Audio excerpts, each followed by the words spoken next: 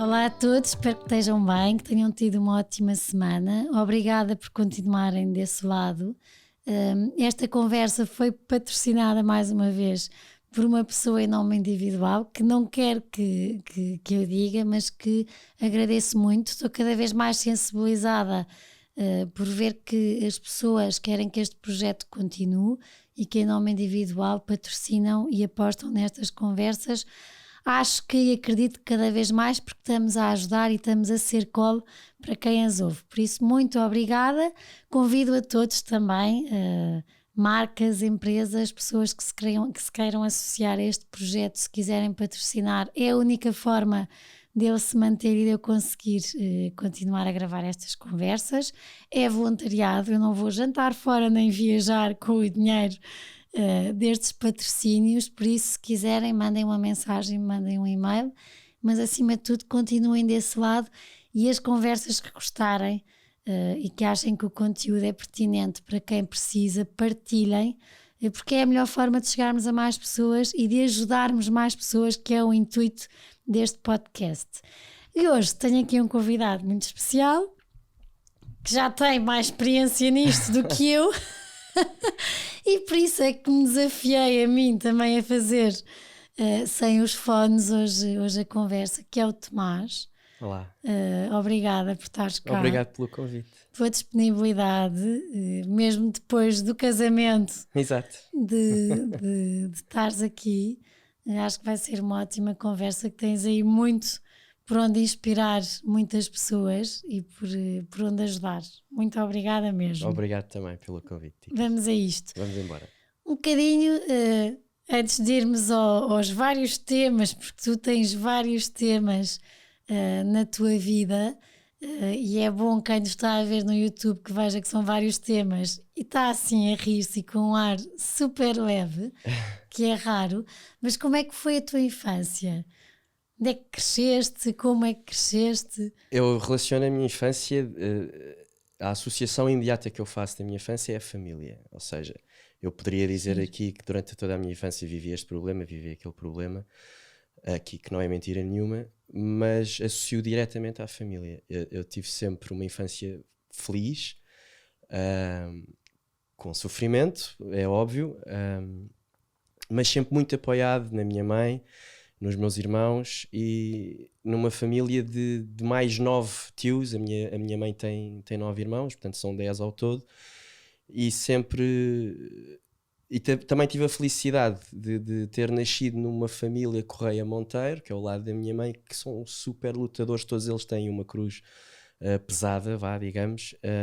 A minha não é diferente, e a família sempre esteve lá muito presente para me apoiar em tudo. Portanto, eu posso dizer que a minha infância foi sempre muito, muito bem passada. Andei de skate, joguei à bola, entrei em campeonatos de patins em linha, apanhei os sustos todos que devia ter apanhado a fazer bodyboard, a partir cabeças, a descer corrimãos de barriga para cima. Lembro-me assim muito de repente agora, por causa da associação da conversa, estar com o meu primo Zé e com o meu primo Martim a subir uma escarpa qualquer na praia do Espingardeiro, quando havia escadas perfeitamente para subir, mas nós subimos a falésia e disse, vamos nos aventurar. E vão os meus 2 primos à frente e eu cá atrás, e há um que escorrega e que vão ali por aí abaixo, e sou eu que os seguro e que por acaso eu ponho o pé num sítio um bocadinho mais estável, senão íamos por ali abaixo. E houve muitas experiências dessas que também me fizeram ver ao mesmo tempo que isto é para ser. Se não foi agora, é para aproveitar ainda mais. E quando nós dizemos isto, para quem não nos ouve e não te conhece, e eu que também não te conheço, estou-te a conhecer, falei um bocadinho com as tuas pessoas e fiquei a conhecer um bocadinho, fazeres isso tudo com uma infância que podia não ter isso tudo. Não, de todo. Não. Porque desde pequenino que começaram sim. aí. Eu dei entrada aos 8 meses em Santa Maria com uma sepsis, ou seja, uma infecção generalizada já pelo corpo, por Klebsiella. A Klebsiella é uma infecção, uma bactéria que já estava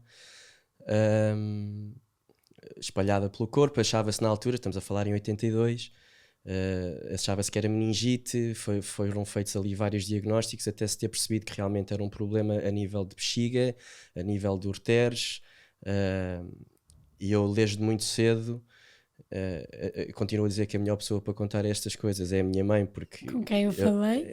ok, acredito que sim, porque cada vez que eu dou uma entrevista à minha mãe, não foi bem assim, Tomás, tu entraste e foste apurado muitas vezes, não sei o que. Ele diz, não, porque eu tento relativizar sempre tudo, não, foi, correu bem e tal.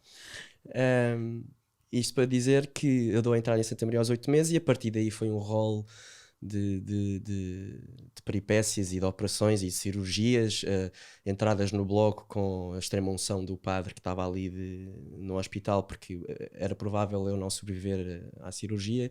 Portanto, eu fui batizado, entre aspas, ali sem padrinhos nem nada, antes não sei se no bloco ou se à entrada do bloco. Fiz algumas paragens cardíacas em próprio bloco, mas felizmente estou cá para contar a história.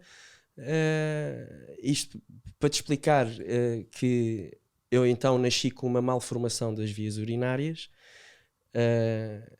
e que dou em tal entrada aos 8 meses porque a minha bexiga não tinha os movimentos normais da minha bexiga, portanto eu fazia retenção da urina. As próprias válvulas de uretra eram válvulas de uretra posteriores, portanto estavam deformadas. Tudo ali, aquilo bateu na trave. O meu sistema urinário não funcionava e desde plastias da bexiga, que é, trocando por miúdos, é forrar a parede do intestino parede da bexiga com parede do intestino grosso, para ver se ela ganhava algum dos movimentos para poder expulsar a urina. Não, na altura, ainda hoje, acho que é a única solução que tens para casos destes, mas que não te impede de teres que te algalear de 4 em 4 horas. Portanto, eu, aos 4 anos, 5 anos, comecei-me a algalear. Lembras-te? Lembro muito bem. Lembro-me da primeira vez até que me algalearam, porque eu tinha que aprender. Foi também em Santa Maria, em pediatria. Eu vou dizer o nome da enfermeira, eu achava que era Magda, mas a minha mãe, uma vez que eu dei esta entrevista, disse, não é Magda, era não sei quem, era loira, descolorada, isso eu nunca mais me esqueço, muito simpática,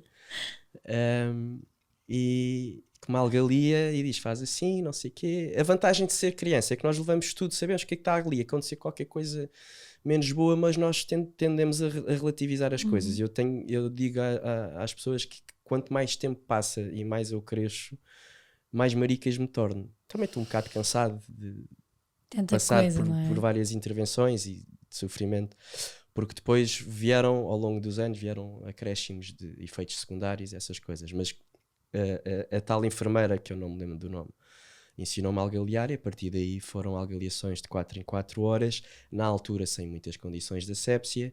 Eu fervia as algálias porque era caríssimo, não se arranjava cá. Nós, ou seja, punhamos uma algália e depois íamos ferver a algália para poder usá-la outra vez. E isto repetidamente até aos 12 anos, mais ou menos, 11, 12, que é quando os meus rins falham de todo. E até, desculpa, nesse tempo em que tu próprio te algalias, acredito que também se calhar alguém da família também tenha aprendido. Sim, a minha mãe, os meus irmãos, todos aprenderam. Isso impedia-te de alguma coisa? Não, olha, impedia-me de largar as fraldas mais cedo do que o suposto, porque eu às vezes dormia. Entretanto, estamos a falar de algálias, como eu te disse, sem ser num hospital, não eram fáceis de arranjar. Então, às vezes, nós até arranjávamos umas sondas nasogástricas que eram muito curtinhas. E aconteceu por 2 vezes, uma cá em Lisboa, que a algália entrou-me toda para dentro e foi para a bexiga, então eu não conseguia controlar, para se fazer xixi por tudo o que era lado. Tive que ser operado. Depois estes pequenos azares que também me acontecem. E uma vez foi em Cabo Verde, eu estava sozinho com a minha mãe, e pá, Cabo Verde em 80 e tais não havia nada. Aliás, a minha mãe estava lá a ajudar a promover o turismo e ainda só havia um hotel na Ilha do Sal, que era o Morabeza, e a minha mãe estava a ajudar num segundo hotel que era o Belo Horizonte. E depois aquilo agora é uma língua de hotéis que nunca mais acaba. Na altura só havia esses dois. E eu estava lá com a minha mãe e entra-me a algália outra vez. Bem, a minha mãe entra logo em pânico, porque o que acontece aqui?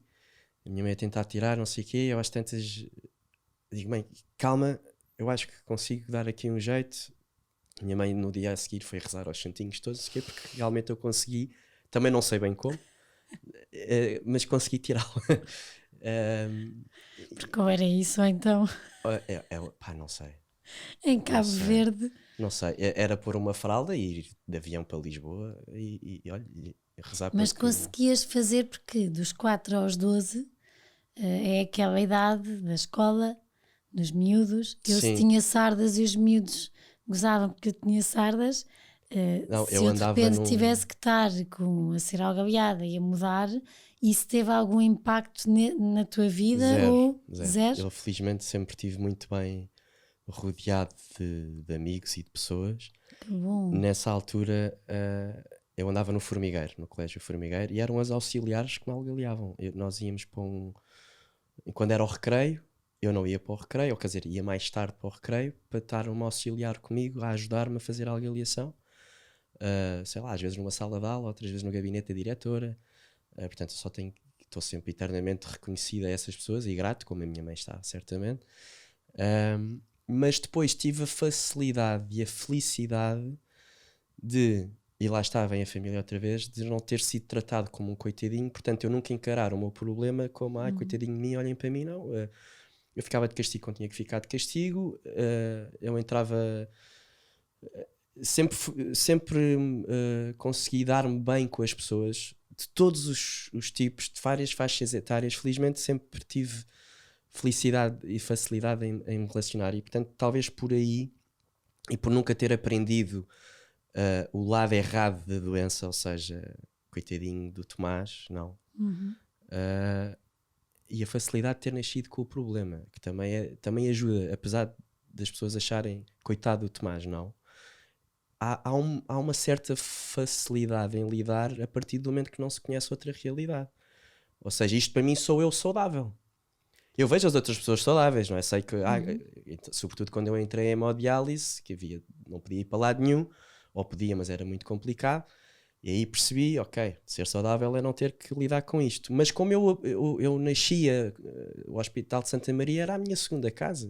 Portanto, eu acho que ainda hoje conheço como ninguém os corredores daquele hospital e os atalhos todos e os elevadores todos e chego mais rapidamente aos Fizeste sítios. as neiras nos Então hospitais, ou não, não? bolas. Olha, na Cruz Vermelha, porque eu depois quando fui transplantado ia para a Cruz Vermelha.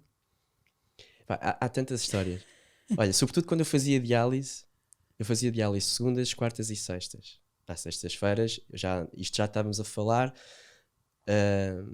Porque aos 12 é que fazes, é que Eu, os rins aos 12 faço o começaram meu a... primeiro transplante. Aliás, aos 12 eu entrei em hemodiálise, mas aí faço 6 meses de hemodiálise. Felizmente apareceu-me logo um rim. Eu perco o segundo período, eu estava no 8º ano no Formigueiro.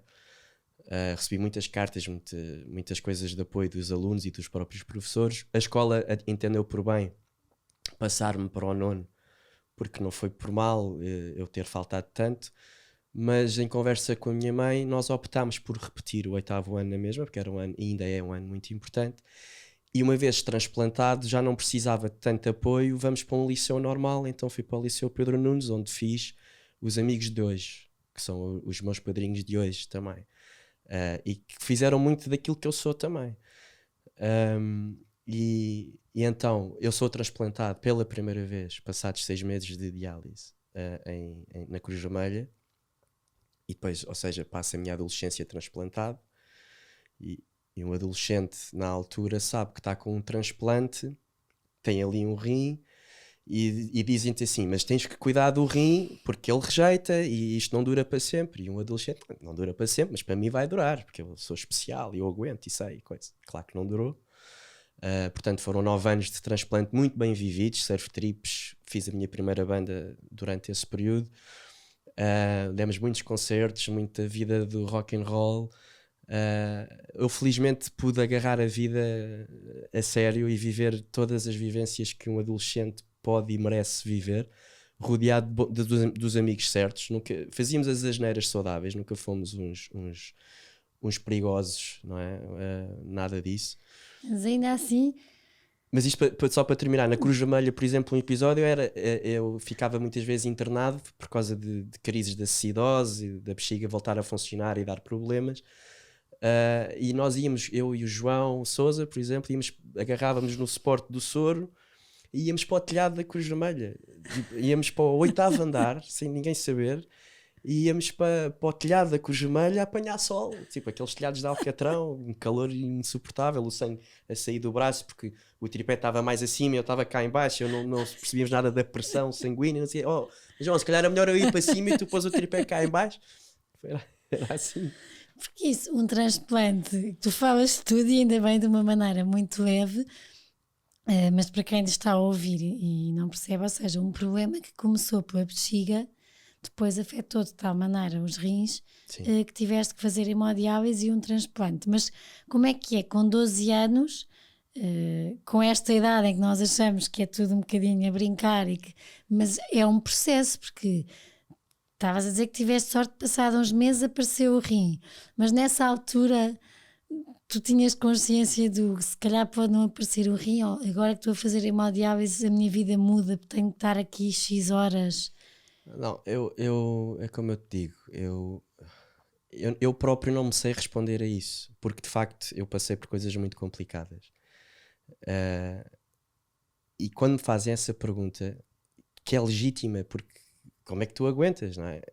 Eu não sei explicar, a não ser recorrer sempre à família e à maneira como me educaram para saber lidar com isto. Quer dizer, não consigo dizer, eu sei que isto até soa um bocado de clichê, mas não, é assim, também tem a ver com o meu perfil, como é óbvio, não vamos ser aqui falsos modestos, tem a ver com a pessoa que eu sou. Mas imagina, eu lembro, a primeira vez que eu fiz diálise, eu estava convencidíssimo, porque toda a gente relativizava, os médicos, não, estás ali sentado, estás a ver televisão, estás ali 4 horinhas, metes 2 agulhas, eu estava farto de ser picado, sabia lidar perfeitamente com agulhas. A primeira vez que entro numa sala de diálise, no fundo eles não mentiram, mas não tem nada a ver, é uma sala cheia, sobretudo, a primeira coisa que me faz impressão são pessoas idosas, e eu sou um miúdo de 12 anos, o que é que eu estou aqui a fazer? Isso foi um primeiro baque que eu tive. Não era uma sala só para mim, era uma enfermaria, basicamente, máquinas a apitar, televisões ligadas com vários canais a dar, não sei o quê. E depois, o segundo impacto é quando eu me deito na cama, que é uma cama articulada, dá para te sentares, dá para te deitares, como tu preferires. Eu vejo a grossura das agulhas, que eram mais grossas que atacadores de sapato. E eu aí entro um bocado em pânico. Logo por azar, na altura, a diálise tem que se fazer com 2 agulhas, porque é uma por onde sai o sangue e por onde entra. Mas dava na altura, a diálise ficava um bocadinho menos bem feita, mas dava para fazer só com uma agulha, ou seja, tirava o sangue, filtrava e depois entrava pela mesma agulha e andava. Não ficas tão bem dialisado. Para quem não saiba, a máquina da diálise faz de rim artificial e filtra o sangue. E nós temos em média 5 litros de sangue no corpo e eu estou lá 4 horas, portanto é o sangue a entrar e a sair vezes sem conta para ser... Eu filtrava cerca de 64 litros, ou seja, a mesma quantidade, os tais 5 litros de sangue que nós temos a entrar e a sair vezes sem conta. E picam-me pela primeira vez, ok, uma veia é uma agulha grossa, tudo bem, vamos lá. Logo por azar, picam-me, está um coágulo enorme na veia, porque para se fazer hemodiálise tem que se fazer uma fístula no braço, e uma fístula assim trocada por miúdos é um enxerto que liga-se uma veia a uma artéria, e o sangue começa a bombear tão rápido que tu pões a mão e sentes. E se puseres um estetoscópio, é incrível. Aliás, eu fazia o furor na escola, porque eu depois, a minha primeira fístula foi aqui no pulso esquerdo, e eles pagavam quase, eu que judeu que sou, cobrava para me porem a mão para sentirem o... Eu cheguei a vender fotografias minhas e as pessoas compravam. E para o engate, isso também não era bom? Então, era, claro. Era tudo o que desse para o engate. Estou a brincar. Mas... a agulha, então há um coágulo e depois vão experimentar a segunda agulha, que é uma artéria, não encontram a artéria, estão para ali, bem, foi traumático. Experiências traumáticas tenho muitas, mas tenho a facilidade de dar a volta à questão. Não é que eu não ando a bater com a cabeça nas paredes às vezes. As pessoas... Eu já dei algumas entrevistas e nos bastidores pedem-me sempre. Há uma coisa que eu peço, pá, não metam pianinhos. Não metam pianinhos para as pessoas chorarem. Não façam isso. Eu não sei se por acaso agora... Não, também não. E os rodapés? Sim, eu não fui tantas vezes como tu, Tomás, mas sempre que alguém me convida, eu digo sempre assim, eu posso controlar o rodapé. Pois. E ficam assim, não, é porque... Eu vou numa de dar um testemunho de isto aconteceu, mas há mais do que isto. E estou aqui, e estou a rir. Por isso, não, é que as pessoas chegavam a pedir para não ser tão feliz. Para ser o drama, sim, não, aqui senão pode as pessoas ser não vão feliz. acreditar. Senão as pessoas não vão acreditar na minha história. Eu disse, mas eu não posso ser uma pessoa que eu não sou. Eu posso ditar tudo o que me aconteceu. Eu já tive em vias de perder um pé, eu já tive os meus ossos cederam, já lutei com a burocracia por ser doente. Acho que isso é o pior de tudo. Eu acho que sofro mais com isso do que com a minha doença. É tu seres doente e vives numa sociedade onde que não te respeita não como há doente, respeito não nenhum. É? Há uma luta constante com a burocracia e com o Estado para teres aquilo a que tens direito. Pá, houve aí fases muito complicadas e injustas, desde também ir a um hospital porque devido ao problema de bexiga havia Santa Cruz, por exemplo, o Hospital de Santa Cruz não me punha em lista de espera para segundo transplante, porque o primeiro durou 9 anos. E eu depois entrei novamente em diálise e aí já foi...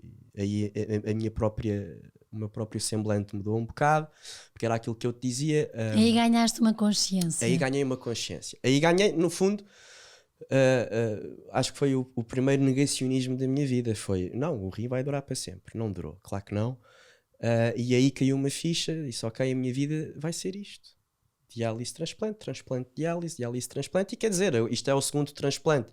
E com o quadro todo clínico que eu tenho, é muito difícil alguém que queira transplantar pela terceira vez, sorrim, exatamente, e Santa Cruz, por eu ter o problema de bexiga. Porque imagina, muito, muito resumidamente, a partir do momento que os rins começam a funcionar, neste caso um transplante, começa a produzir urina. E o que é que começa a mim a dar problemas? É a bexiga. E voltam as algaliações de 4 em 4 horas e tens que andar muito hidratado porque a parede do intestino cria um muco nas paredes, o muco tem bactérias e se eu não bebo, em média deve-se beber 2 litros, eu bebia 5, às vezes ainda bebo, mas é um abuso. Em vez de fazer de 4 em 4 horas tenho que fazer de 1 em 1 porque eu estou sempre cheio de urina. E então, em Santa Cruz, a partir do momento que eu entro novamente em diálise, eu volto para a lista de espera. Santa Cruz rejeitou. Não, com o seu quadro clínico não está apto para transplante. Nem sei como é que Santa Maria o aceita como candidato. Entretanto, eu já saltei aqui muitas fases. Eu já vivo sozinho nesta altura. E quando esse médico, bruto com mais casas, ainda bem que eu não me lembro do nome, mas às vezes eu gostava de saber que era para escarrapachar. A tua mãe não se lembra? A minha mãe se calhar lembra-se, provavelmente. Mas eu lembro muito bem da frieza com que ele disse aquilo. E eu cheguei a Algés, que era onde eu morava, e escrevi uma música a pedir um rim. E essa música foi uma das primeiras músicas que eu compus para um álbum. E mal eu lanço, estamos a falar, eu já ia fazer 30 anos.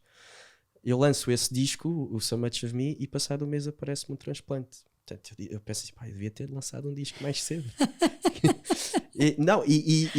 Olha, mas lembro-me lembro-me de vários nomes de médicos, desde o Dr. Gomes da Costa, Alice Santana, o Dr. Boinho, o João Rebelo de Andrade, que foi quem fez o meu primeiro transplante, mas de todos, o Dr. José Guerra.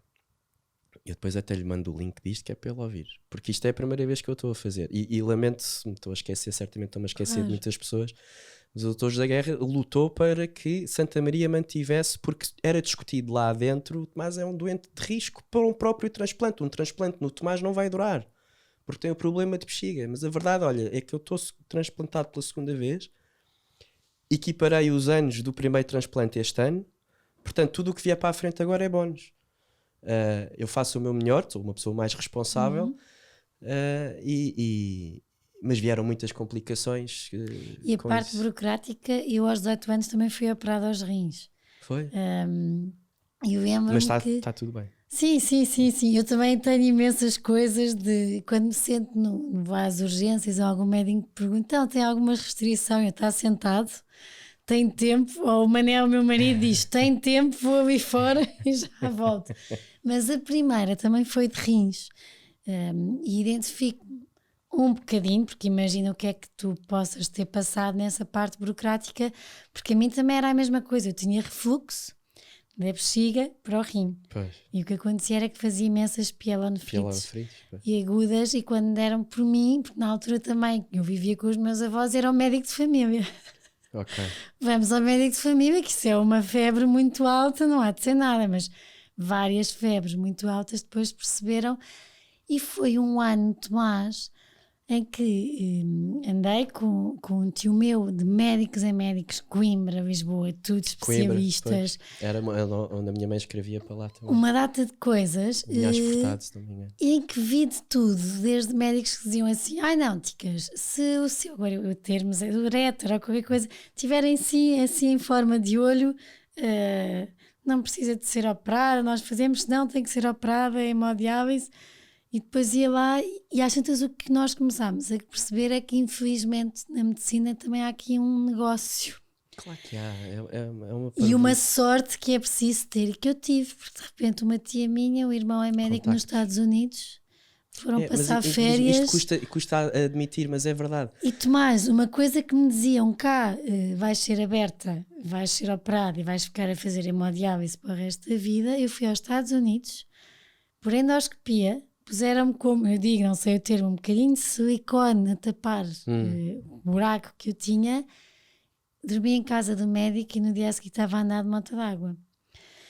Mas isto é grave.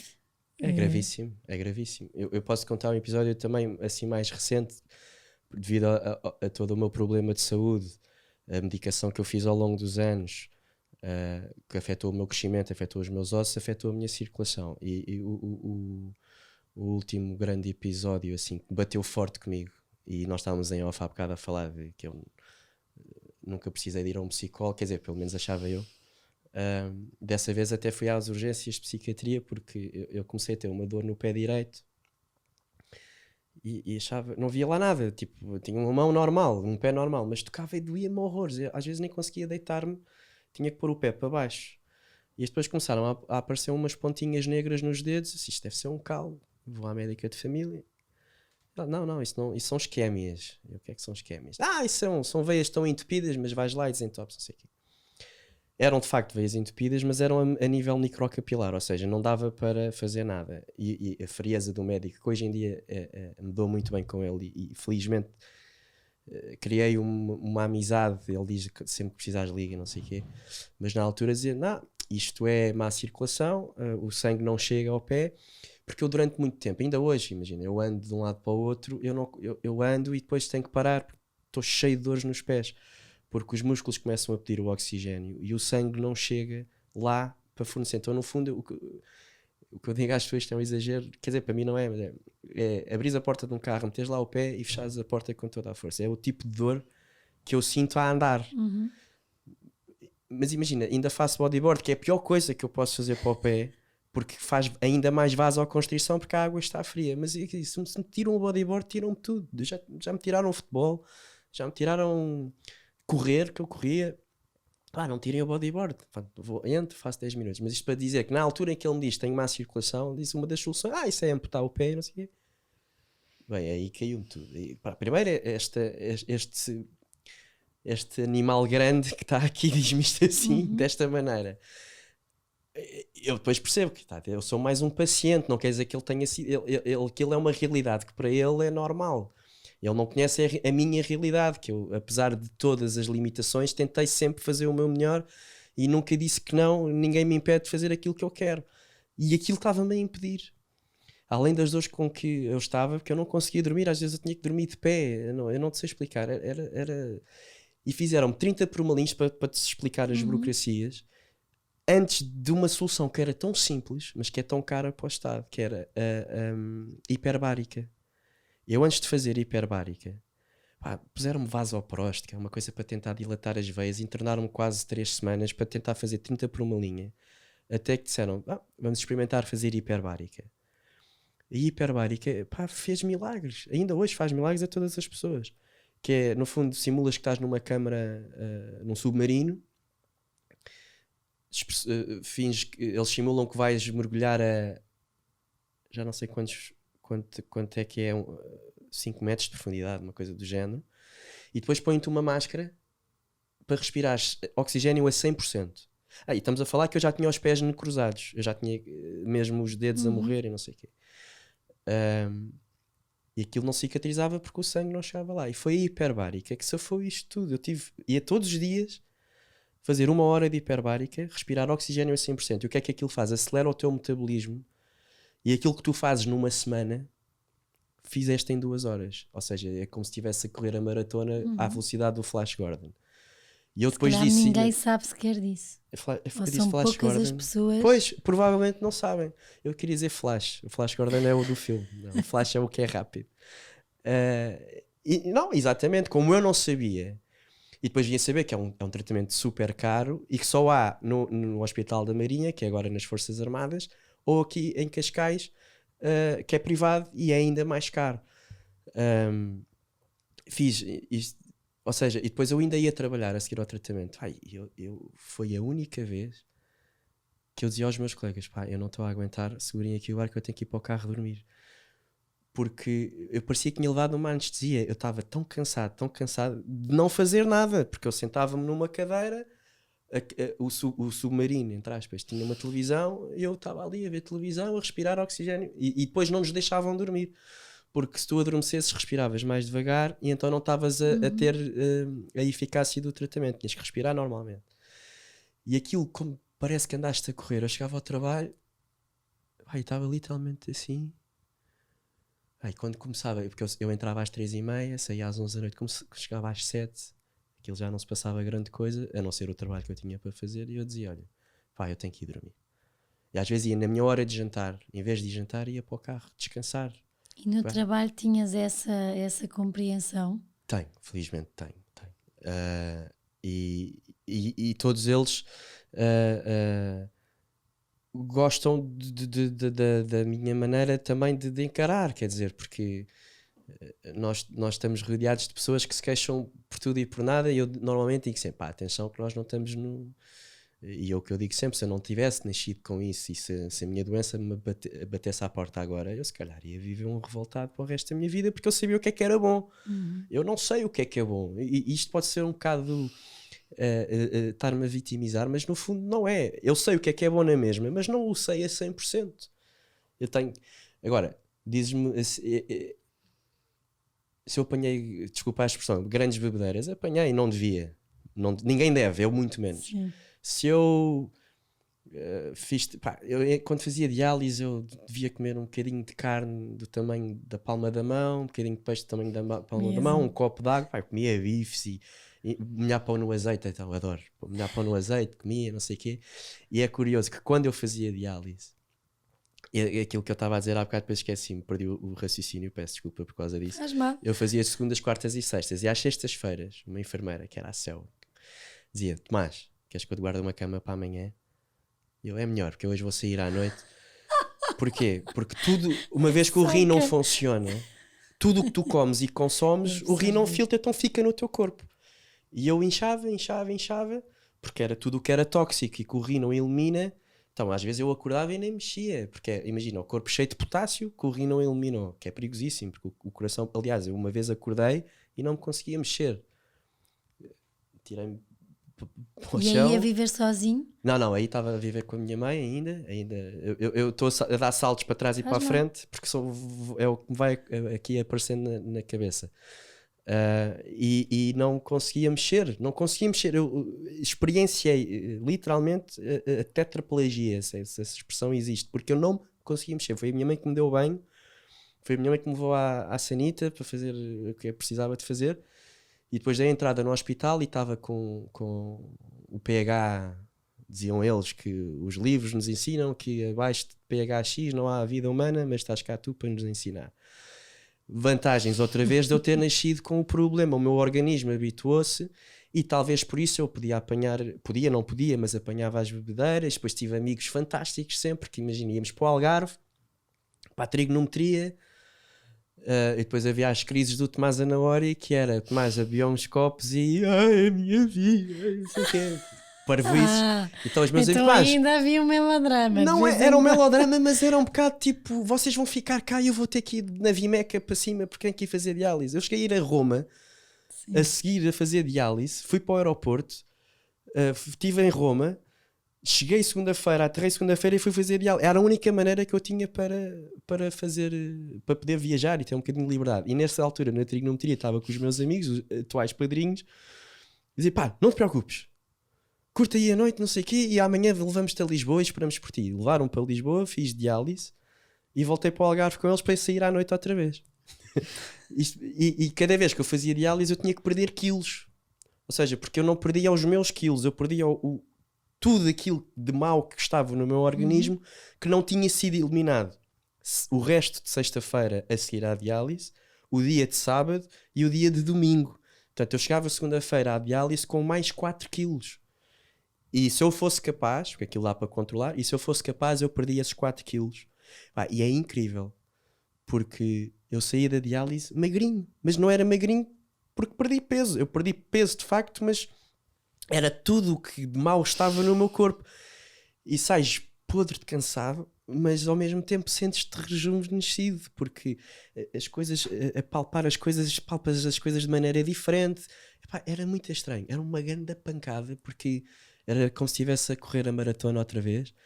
E sempre com esses amigos? Sempre. E com um especial? Sempre, com um especial que conheci. A minha vida mudou. Toda a gente me dizia que a vida começa aos 30 e os 30 é que são. Ok, isto é os clichês do costume. Eu vivo muito os clichês, eles existem por alguma razão. Mas a verdade é que eu faço 30 anos, lanço o meu primeiro disco, sou transplantado e conheço a Margarida, que é a minha atual mulher. E eu ainda hoje penso nisso, quer dizer, realmente a minha vida mudou drasticamente aos 30. Eu comecei a viver sozinho uns anos antes, 2 ou 3 anos antes, mas a minha vida mudou drasticamente aos 30, é curioso. E conheci a Margarida, que é o que eu costumo dizer, é o meu terceiro transplante. É com ela que eu consigo ser... desculpa o pá, às vezes sai-me. Minha avó dizia pá, vassoura. Pá, vassoura, exatamente. Mas imagina, eu tenho muitos monstros dentro de mim, como é óbvio, não é? E ela leva com eles, às vezes, de uma maneira um bocado injusta.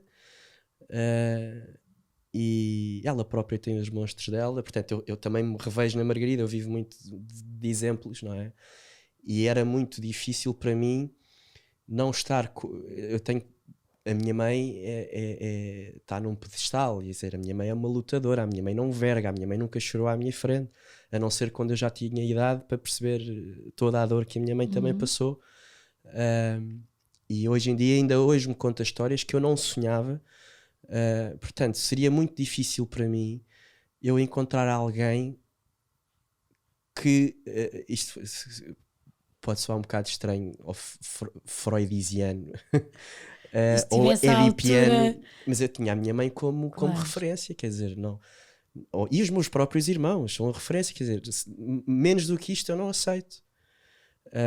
E porque para já preciso de alguém forte ao meu lado, porque a minha vida não vai ser fácil.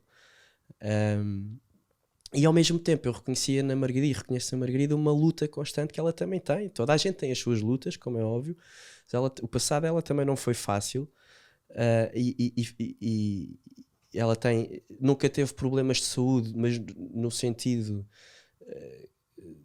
ou seja, não percorre, não faz a sua vida dependente dos hospitais, mas também lidou com uma situação muito drástica, sobretudo para quem se é mulher, que era não poder ter filhos. Felizmente conseguiu sê-lo na mesma, mas quer dizer, é uma luta para uma mulher que acho que nasce para ser mãe, não é? Acho Sim. eu. Por isso, em algum momento encontram-se, mesmo que sejam dores diferentes, são dores que depois fazem moça, não é? Fazem moça. E não são só essas as dores, ela tem um passado também difícil de inseguranças, mas que faz por com rejeição. Que aceite melhor, ou consigam os dois. Eu acho, sim, para já a Margarida é mais velha, isso ajuda. E foi ela que, em certos moldes, também me ajudou a crescer, porque eu sempre fui muito imaturo, continuo a ser, e acho que se deve ser sempre criança, mas houve ali um controle. Eu tornei-me outra pessoa. Eu, quando escrevi os votos para a Margarida, eu dizia que não era mentira nenhuma. Eu às tantas estava numa negação que pá, vamos sair à noite e beber coca. Quer dizer, eu sem me aperceber, a achar que estava a ser responsável por tomar os remédios todos a tempiores e a fazer as avaliações certas neste segundo transplante. Eu achava que só isso chegava e que podia sair à noite todos os dias e deitar mais 500. Não, isso não me estava a fazer bem, com certeza. Felizmente a Margarida apareceu até me começou a vestir melhor e tal, que eu não um vagabundo. Não, estou a brincar. Qual das marcas no braço é que lhe mostraste? Na altura, olha, até foi ela que me ajudou, porque eu tinha o meu braço, o meu braço todo macerado e tinha um alto muito grande. E eu andava com uma manga por cima para tapar o alto. E as pessoas, por eu ter uma banda, achavam que era a cena de rockstar. Lá está, porque eu também nunca. As pessoas, se não sabem da minha história, nunca vão saber. Não. Porque eu não faço questão de contar. A não ser que venha por conversa. Até que um dia eu queria tirar o alto. A Margarida, eu estava na dúvida, pá, já tenho tantas cirurgias, não quero fazer mais uma, e não sei o quê, mais um blog, mais não sei o quê. Não, se vais sentir confortável, pá, tira isso, claro que sim, não sei o quê. E eu escrevi um texto, também escrevia muito. O Mangas, o texto era o Mangas. E eu escrevo sobre a quantidade de comentários de pessoas que me disseram, mas eu fazia ideia, eu achava que aquilo era para o estilo, era uma cena tua, eu não sei o quê. Não, era para tapar um alto de várias fístulas que eu fiz que depois começaram a causar excesso de débito, tornavam o meu coração, ficava em esforço. E isso foi uma das coisas que eu agora me lembro de muitas que ela me ajudou a ultrapassar. E eu revejo-me na Margarida no sentido da luta constante, que às vezes é uma luta psíquica, é difícil, porque não é palpável, estás a perceber? Eu às vezes tento chegar lá e não consigo, porque a própria pessoa não consegue chegar lá, às vezes não se apercebe. A mente humana é fascinante, mas ao mesmo tempo é perigosíssima. E eu quem me dera poder ajudar. Às vezes eu ajudo a Margarida de uma maneira brusca, que acho que... Como é que ela te ajuda a ti? Ela ajuda-me dando-me uma família todos os dias e permitir-me ser pai. Permitir-me, ela dá-me carta verde para educar os miúdos. Claro que não é... fazemos em conjunto, não sou eu que educo, não é? Mas ela tem 100% de confiança em mim, e isso é o melhor que ela me dá, entre outras coisas, como é óbvio, mas eu não consigo não referenciar isto, porque sem a Margarida eu não saberia o que é ser pai. Dá-te futuro? Dá-me um futuro, dá-me esperança, dá-me também, é óbvio que eu tenho os tais monstros e vejo atritos, um casal nunca é 100% feliz, é a minha perspectiva das coisas, embora nós façamos sempre por ser, mas eu acho que a 100% da felicidade num casal é utópico, não, isso está no Instagram, exatamente. Mas um casamento é isso, é dar a volta, não é? E nós discutimos, como é óbvio, mas damos a volta, isso é o mais importante. O meu medo é numa eventual reentrada em diálise, que isso me bata forte, e que eu seja injusto ou que ela não aguente, mas nós vamos todos os dias fazendo e com acompanhamento a nossa psicóloga casa. Não, que há bocado pronto, estávamos em off a falar nisso. Houve uma ida ao hospital psiquiátrico. Isso foi quando me disseram que eu tinha que eventualmente amputar o pé, aí bateu-me forte. Antes disso, a minha psicologia foi sempre o mar, a música e a família, e eu não descurando nem tirando crédito, até pelo contrário, tenho todo o mérito e tenho muitos amigos meus que são psicólogos e psicólogas, mas eu sempre considerei para mim uma derrota pessoal, no sentido, pá, se eu consegui lidar até agora, porque é que eu não consigo lidar agora? E acabei por ir, também mais uma coisa que a Margarida me ajudou a superar, e fui, e ela disse, Tomás, mas tu não tens 10 anos, tu estás com 32 ou 33, isso vai fazendo moça, a panela vai aumentando e a pressão está lá toda, e por isso é que eu digo que fico cada vez mais maricas, porque estou muito cansado, sabes, e eu estou sempre a ver o que é a espreitar assim na esquina para ver o que é que vem lá. Quer dizer, eu sem pedir nada, imagina, eu poderia ser só o problema de rins e fazer diálise e pronto, mas não. Isto teve que me afetar o crescimento e por causa do crescimento os meus ossos cederam ao peso do corpo. Eu tive que fazer não sei quantas operações violentas para pôr placas e ferros, não sei o quê, para endireitar as pernas. A última foi agora em outubro, vai fazer um ano. Felizmente corre sempre tudo. Diz. Em Covid, completamente sozinho. Fui para o blog sozinho. Depois lá está. O que é que acontece de ter uma vivência disto? Começas a saber, em parte, mais que quem está para te ajudar na enfermaria. Os médicos eu não digo, se bem que há médicos que eu sei mais do meu problema, porque eu já me conheço. Imagina, eu para o bloco, antes desta operação, eu tinha que ir algaleado. Eu não posso ir para um bloco quando eu não sei. A última operação às pernas que eu tive foi de 6 horas. É óbvio que eu tenho que ir algaleado. Eu não queria ir para o bloco sem estar algaleado, porque senão eles iam-me pôr, que eu já conheço de cor e salteado, eles iam-me pôr uma algália de calibre 18. E eu não quero uma algália de calibre 18 porque eu em tempos fiz uma urtrite, que é, olha, de todas as diálises do mundo e de tudo e mais alguma coisa que me já tenham feito, pá, a urtrite, esquece. É pedras nos rins. Estás-me a dar nomes giríssimos para eu dizer aos meus filhos para darem como uma se urtrite é uma infecção na uretra que não te urtrite. permite fazer xixi. E quando tentas, pá, parece que te estão a rasgar pano. Pronto. E eu não querendo, quis-me algalear na enfermaria antes de ir para o bloco. E o médico, o Dr. Padim, que foi quem me operou, assinou uma autorização. O Tomás tem permissão para se algalear, porque sabe mais do que nós até, para se algalear.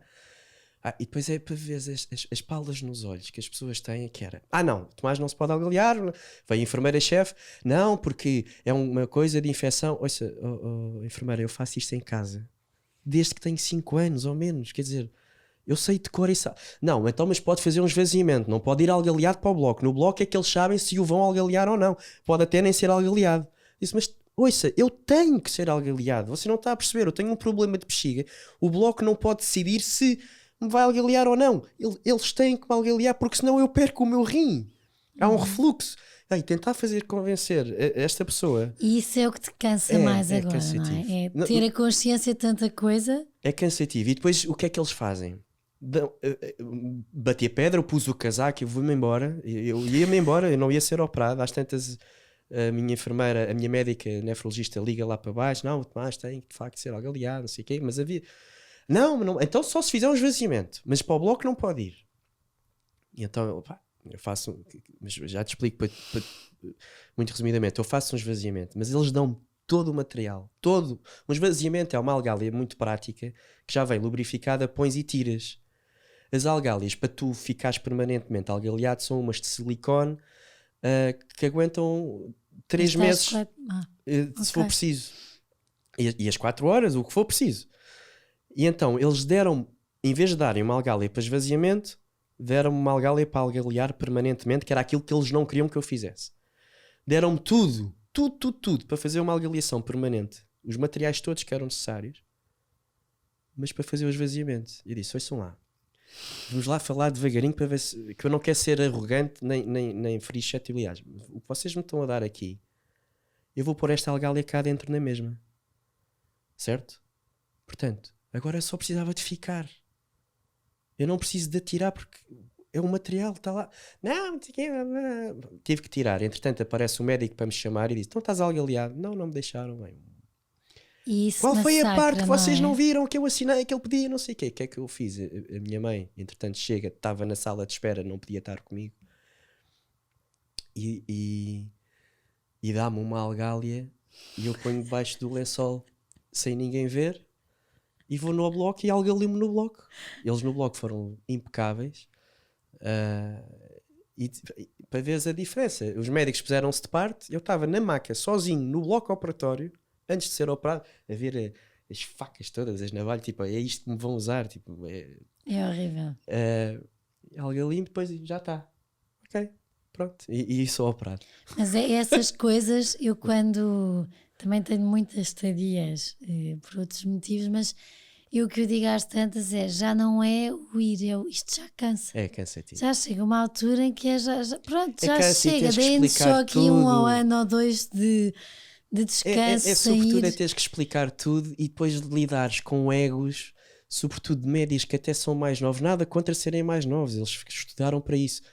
Mas eu estar a perceber que aquela pessoa não está a perceber nada do que eu lhe estou a dizer. Ou que é E ainda assim nunca saíres a um psicólogo? Diz, Ainda assim com isso tudo, nunca saíres a um psicólogo? Não, cheguei a ir. Aquilo que eu estava a dizer, que foi até a Margarida que me ajudou nesse campo. Mas depois é isso, acontecia muito. Eu estar num psicólogo, neste caso foram sempre psicólogas, eu disse, o que é que eu estou aqui a fazer? Você não está... Eu às vezes, havia uma então que eu queria abaná-la, porque ela não... Estás a ver? Tipo, sim, falava muito assim, pois, o Tomás... E o Tomás o quê? Não dizia nada. Depois era para eu falar. Ok, para falar eu vou para o mar e falo, e canto, e toco guitarra.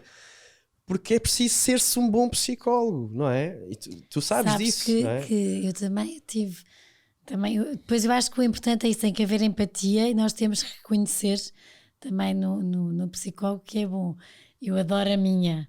E a doutora Rita, eu à segunda consulta, cheguei a casa e disse ao Manel, não vou, eu já estou a falar mais do mesmo, eu já tenho isto mais que... E o Manel disse, então olha, faz o que quiseres. Faz o que quiseres, agora vou. Isto é os feitios e ainda bem. Mas isso era aquilo que eu estava a dizer, isso é uma ajuda. Isso acaba por ser uma ajuda. E aquilo, eu estava há bocado a dizer... Porque vou sem saber, estou a trabalhar tantas coisas... Exatamente. Porque, como tu dizes, eu acho que a nossa cabeça é muito perigosa. E a tua lidou com isto tudo muito bem durante a tua vida toda. Que é normal que de vez em quando alguma parte quebre. Claro, eu raramente... O rir não seja tão fácil, haja momentos pesados. Eu tenho alguma dificuldade... Eu emociono-me imenso, mas tenho alguma dificuldade em chorar. E às vezes sinto que precisava de chorar, porque isso é um escape também. As pessoas não percebem, acham que e sobretudo um homem não chora. Não, é um escape, é uma coisa fisiológica do corpo. Um músico não chora. Um músico chora. E sobretudo eu choro quando, imagina, componho músicas para a Margarida ou quando escrevo os votos para a Margarida. Nunca chorei a escrever coisas que me iam na alma, fortes, pesadas, mas não... Já pus a minha mãe a chorar, por exemplo, a ler esses textos, mas aquilo eram escapes. Mas é curioso porque eu choro, quando morreu o Salvador Kadosh, o meu amigo, teve cá a Marta também há pouco tempo, chorei aí, claro, mas às vezes fico a pensar, o meu baterista, o meu primo Mimon também, nessa altura, 2 dias antes, foi uma altura difícil, e eu chorei muito pouco. E eu começo a perguntar, será que sou eu que sou frio? Será que todas estas vivências também me deram calo? Esse ano foi um ano muito complicado. O meu pai teve um AVC, está ainda neste momento, já vai 2 anos e tal, numa unidade de cuidados continuados. Morre o meu primo José Anaori e 2 dias a seguir morre o Salvador Kadosh. A minha sogra também nessa altura fica doente, felizmente. Bem, foi um ano para esquecer. E lá está, isto vindo de encontro, porque agora que fazendo a vida com a Margarida, não sei bem como, não sei se é uma boa ajuda ou não. Nós não metemos para dentro, mas vamos lidando. E nós temos uma coisa muito distinta, que é, eu relativizo muito. Ela não relativiza tanto. E eu às vezes acho que estou a ajudar a relativizar e a ser um bocadinho mais brusco. Esquece isso, bola para a frente e não sei o quê. E isto é a minha maneira de eu tentar ajudar. E às vezes sei que tenho que tirar o pé desse acelerador e às vezes sei que tenho que manter o pé no acelerador. Ela é a mesma coisa. Ela às vezes percebe que a maneira dela tem para me ajudar é deixar-me sozinho e eu ir para o mar, ou ela insistir em ficar, porque eu acabo por ceder. Porque eu sou uma pessoa tramada. Eu não falo muito das coisas e a Margarida é capaz... Ninguém diria. Não, aqui em conversa, mas eu não te estou a falar eu já te disse que tenho monstros, mas tu não sabes quais são os monstros. Eu sou uma pessoa super impulsiva para o bem e para o mal, por exemplo. E tenho... Agora, eu sei lidar, eu trato os monstros pelos nomes, dei-lhes nomes, é o cor-de-rosa, o verde, o azul, como a Disney, whatever, mas lido com eles. Fui eu que os eduquei, não é? Eles eram bebés, agora estão crescidos, mas eu lido bem com eles. Sei lá, não sei explicar melhor que isto. Agora é que passou a voar 1 hora. Já passou foi 1 hora. hora. Estávamos a falar que isto devia ser 40 minutos. Agora tinha aqui muito mais assunto mesmo. Passou 1 hora. Se calhar não sei se fui eu que conduzi mal ou não. Não, isso é uma conversa. Foi muito bom. Um dos dias mais leves que tenhas tido na tua vida. Um dos dias mais... Eu acho que os dias mais leves são sempre... Olha, tive ontem, mas eu não sei o que é que... Leve é quando... difícil. Está tudo bem, estou bem. Eu sei que isto vai ser clichê, mas eu estou sempre bem. A sério.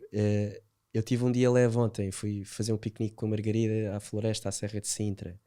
Eu tive um dia mais bonito, um dos dias mais bonitos da minha vida, na despedida de solteiro, em que estive na Praia dos Aivados, em Porto Covo. A água estava quente e estivemos a surfar o dia todo, eu e os meus amigos. Um dia menos, eu tenho dias menos leves, que é com muito stress, muito trabalho. Eu sou uma pessoa ansiosa e tenho sempre o perfeccionismo de ter tudo na batata, não sei o quê. Eu tenho um dia leve. Eu acho que eu levo os dias o mais leve possíveis.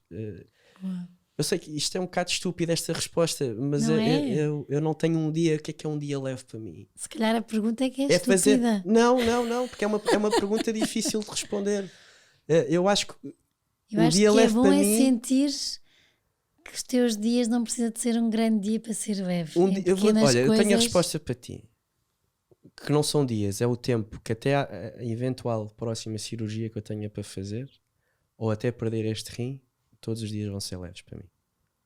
É o melhor que eu te posso dar, porque é a verdade. Boa. E um dos dias mais pesados? Vai ser, ainda está para chegar. E o mais pesado foi quando disseram que eu tinha que eventualmente amputar o pé. Isso foi claramente o dia mais pesado da minha vida. E muito difícil de lidar. O que está para chegar é quando, se tiver que falar do rim? É quando esse dia vai chegar. Isso que venha longe, mas vai chegar. É quando eu voltar a ter que fazer hemodiálise. É um dos monstros. É. O azul. É o azul, é o preto. São todos. São todos. Eles todos um bocadinho. É a vida que eu vou perder. É o tempo a menos que eu vou estar com os meus amigos. É eu não poder eventualmente ir de férias com a Margarida e com os miúdos. Ou ir ter com eles ao fim de semana. Isso são coisas que, estás a ver, eu não devia pensar nisto sequer, mas penso todos os dias nisto. Porque já não és criança, não é? Pois. Nós, quando somos adultos, ganhamos esta visão de... Exatamente. Projetar o futuro. Eu projeto sempre um bocadinho a 10 anos, 8, o que for. Mas olha, que eu seja velhinho e até lá tomo o melhor que sei quanto a de mim. Também não vou estar aqui com falinhas mansas, é óbvio, continuo a beber os meus copos, não tenho, nem todos os dias, felizmente. Mas aproveito a vida na mesma. Não é que aproveitar a vida seja beber copos, não, é sair com os amigos, é beber um sunset, beber uma caipirinha, ouvir música. Senão também passaste por cá sem graça, não é? Exatamente. Não, e a vida é uma oportunidade. A vida tem graça. A vida tem muita graça. E eu acho, é óbvio que ainda, apesar de tudo, para mim é fácil falar. Quer dizer, eu vejo pessoas a sair do Afeganistão agora por causa dos talibã, miúdos em África que têm condições deploráveis de vida, passam fome e estão sempre com um sorriso na cara, felizes de verem as câmaras lá, sem saberem bem porque é que elas estão lá, não é? Estão sempre felizes da vida. Quer dizer, é óbvio que eu tenho os meus momentos e me queixo, porque é eu, mas não tenho assim tantos. E a vida é para agarrar, é para viver. Por isso é que eu vivo intensamente, por isso é que eu sou impulsivo e por isso é que eu sou uma pessoa de estar fora. Eu não sou muito caseiro, embora tenha fases, gosto de estar em casa a ver filmes também, mas eu quero é estar lá fora, ir surfar, ir andar de karts, ir seja lá o que for, o que posso fazer hoje em dia. Eu não devia andar de skate, e às vezes pego no skate do Gonçalo, vou com ele, muito raramente, mas e ainda deixo rampas, não sei o quê, e é óbvio, se eu cair vão-me partir todo, mas olha, se eu me partir todo, depois eu lido com isso. Mas não arrisco tanto, como é óbvio, mas tenho que ter cuidado. Boa. Obrigada. Obrigado também. Gostei mais imenso, uma vez. mais tempo tivéssemos. Eu acho que muito mais tínhamos conversado. É verdade, mas é verdade. mesmo muito obrigada.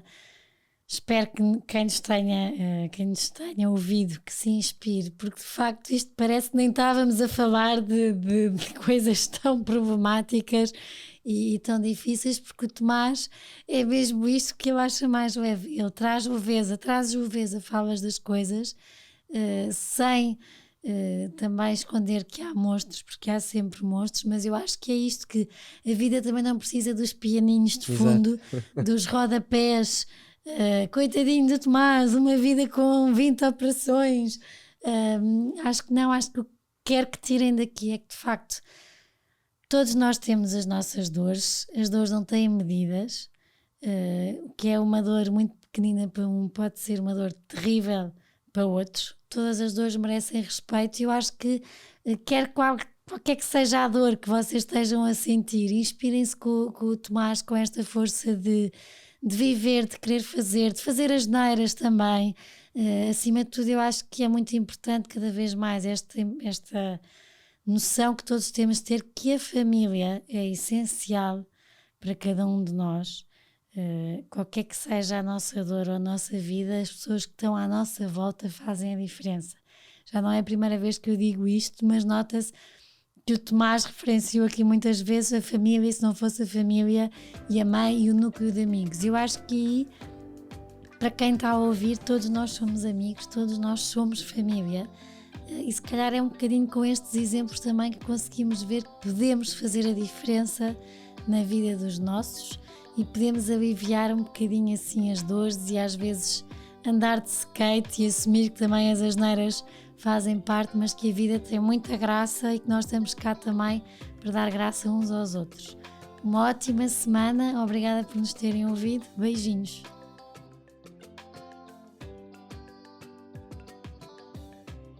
Obrigada por terem estado connosco até aqui.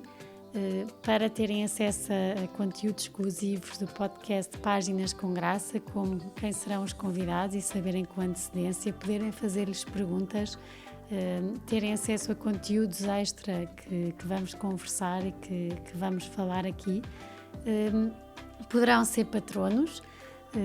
A descrição está no perfil, como poderão e como poderão sê-lo, e será sem dúvida uma mais-valia e um grande apoio para este projeto que eu acredito e que acho que os meus convidados também gostam e que irá contar muitas histórias e que, claro, que se tiver a vossa ajuda e o vosso apoio poderemos continuar a conversar mais e a deixar capítulos e livros contados.